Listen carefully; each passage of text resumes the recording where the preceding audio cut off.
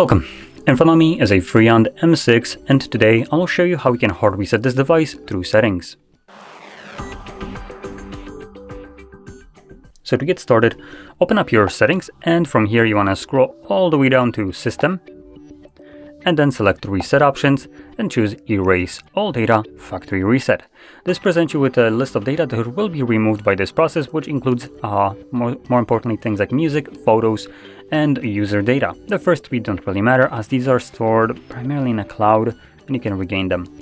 Now, if you want, you obviously might want to create a backup copy of the data that you would like to preserve, and assuming you have already done that, or you maybe just don't want to back up anything, you can select Erase All Data, do that once more, and this will now begin factory resetting your phone. Now this process will take about 1 minute to 2 minutes to finish up, and once it's completed, we will be presented with Android setup screen. So I'll be back once that is visible for me.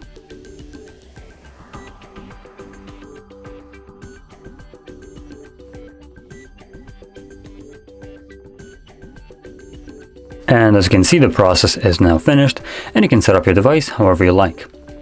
So if you found this video helpful, don't forget to hit like, subscribe, and thanks for watching.